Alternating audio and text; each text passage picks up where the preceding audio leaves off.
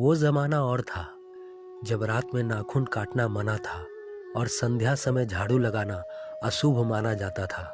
जब हर बच्ची की आंख में काजल और माथे पर नजर का टीका जरूरी था, क्योंकि बुरी नजर लगने का डर हमेशा बना रहता था। जब रातों को दादी नानी की कहानियां सुनते सुनते कब आंख लग जाती पता ही नहीं चलता था। जब कजिन नाम का कोई रिश्ता नहीं था, जो भी था बस भाई बहन ही थे।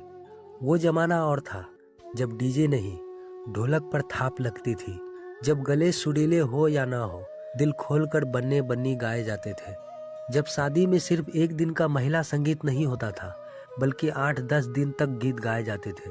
वो जमाना और था जब बिना एसी वाली रेलगाड़ी का लंबा सफर पूरी आलू और अचार के साथ बेहद सुहाना लगता था। जब चंद खट्टे बैरों का स्वाद कटीली झाड़ियों की चुभन भुला देता था। वो जमाना और था जब हर घर अपना लगता था, बिना घंटी बजाए बेतकल्लुफी से किसी भी पड़ोसी के घर घुस जाते थे।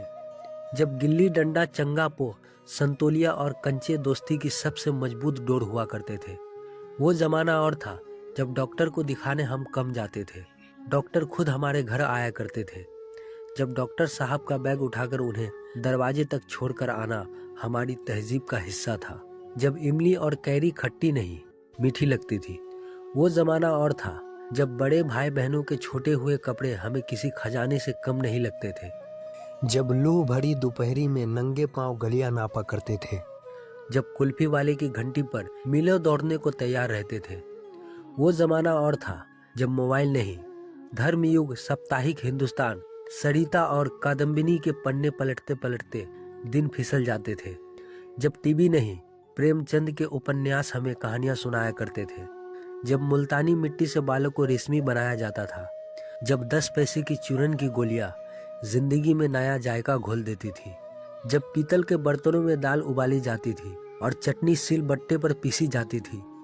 वो जमाना और था। वो जमाना वाकई कुछ और था। दोस्तों, एक लाइक और एक फॉलो से हमें मोटिवेशन मिलता है, तो अगर आपको ऐसे ही वीडियो पसंद है तो हमें फॉलो जरूर करें।